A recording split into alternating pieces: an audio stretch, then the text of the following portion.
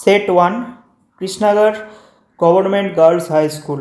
First MCQ প্রশ্ন দিয়েছে, সূর্যাস্ত আইন যুক্ত ছিল চিরস্থায়ী বন্দোবস্ত।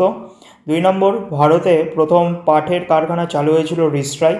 3 নম্বর, ব্রিটিশ ভারতের ঔপনিবেশিক শাসনের অন্যতম প্রতীক ছিল রেলপথ।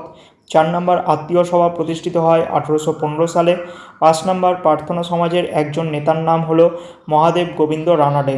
6 নম্বর, দ্বিতীয় বাহাদুর শাহকে দোষী ঘোষণা করে নির্বাসন দেওয়া হয় রেঙ্গুনে। 7 নম্বর প্রশ্ন, স্বরাজ আমার জন্মগত অধিকার উক্তিটি করেছেন বালগঙ্গাধর তিলক। নেক্সট 8 নম্বর প্রশ্ন বলেছে যে বেঙ্গলি পত্রিকার প্রতিষ্ঠাতা সম্পাদক ছিলেন সুরেন্দ্রনাথ বন্দ্যোপাধ্যায়। 9 নম্বর, জাতীয় শিক্ষা পরিষদ গঠিত হয়েছিল 1906 সালে। 10 নম্বর, বাংলায় বিপ্লবী আন্দোলনের সঙ্গে জড়িত ছিল যুগান্তর পত্রিকা। এরপর সঠিক ভুল নির্ণয় করতে বলেছে। 1 নম্বর প্রশ্ন, দাক্ষিণাত্যে তুলো চাষের সঙ্গে আমেরিকার গৃহযুদ্ধের বিষয় জড়িত ছিল, ঠিক। 2 নম্বর, টেলিগ্রাফ ব্যবস্থা কোম্পানির শাসনের কথা মাথায় রেখে বানানো হয়েছিল, ঠিক। 3 নম্বর, তিতুমিরের নেতৃত্বে নারকেলবেড়িয়াতে ওয়াহাবি আন্দোলনের সূচনা হয়, ঠিক। 4 নম্বর, লর্ড ক্যানিং ছিলেন ভারতের শেষ গভর্নর জেনারেল, ভুল। 5 নম্বর, অর্থনৈতিক জাতীয়তাবাদের প্রবক্তা ছিলেন অরবিন্দ ঘোষ, ভুল। 6 নম্বর, বিপ্লবী ক্ষুদিরাম বসু ও প্রফুল্ল চাকি বাংলার প্রেসিডেন্টস ম্যাজিস্ট্রেট কিংসফোর্ডকে হত্যার উদ্যোগ নিয়েছিলেন, এটা হবে ঠিক। নেক্সট এসিকিউ প্রশ্ন দিয়েছে, 3-এর 1 নম্বর, কার আমলে ভারতের রেলপথ নির্মাণের সূচনা হয়, লর্ড ডালহৌসি। 2 নম্বর, সম্পদ নির্গমন তত্ত্বটি ভারতে প্রচার করেন কে, দাদাভাই নৌরোজি। 3 নম্বর, আর্য সমাজের প্রতিষ্ঠাতা কে, স্বামী দয়ারাম সরস্বতী। 4 নম্বর হচ্ছে নীলদর্পণ নাটকটি ইংরেজি অনুবাদক কে, মধুসূদন দত্ত।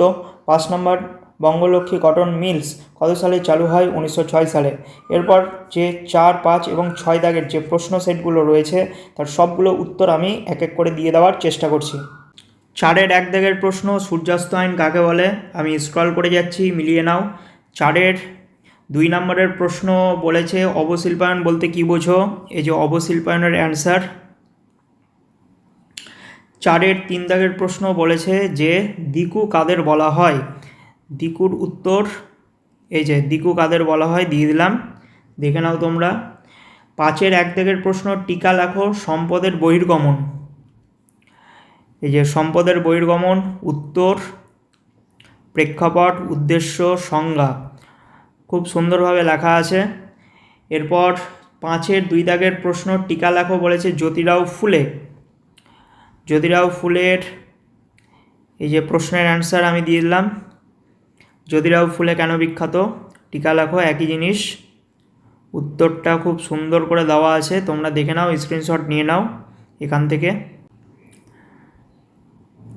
এরপর পরবর্তী প্রশ্ন 5-এর 3 দাগের দিয়েছে যে টিকা লেখো সভা সমিতির যুগ, তো সভা সমিতির যুগ কী লিখবে, অ্যান্সার এই যে এইটা।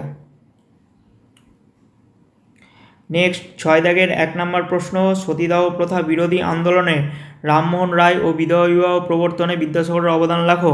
প্রথমে রামমোহন রায়ের উত্তরটা দিয়ে দিচ্ছি, তার নিচে বিদ্যাসাগরটা রয়েছে, তোমরা এইগুলো লিখে নিতে পারো, পরীক্ষায় কিন্তু ভালো নাম্বার পাবে, খুব সহজভাবে লেখা রয়েছে বিধবা বিবাহ প্রচলনের সংক্ষিপ্ত বর্ণনা, এটাই বিদ্যাসাগরের অবদান।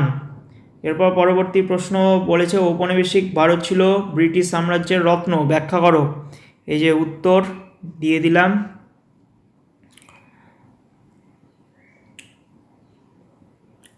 6-এর 3 দাগের বলেছে যে জাতীয় কংগ্রেস প্রতিষ্ঠার ক্ষেত্রে হিউমের ভূমিকা লেখো, এটা খুব ইম্পর্টেন্ট কোশ্চেন, প্রত্যেক স্কুলেই আসে প্রায়, তোমরা উত্তরটা দেখে নাও এখান থেকে।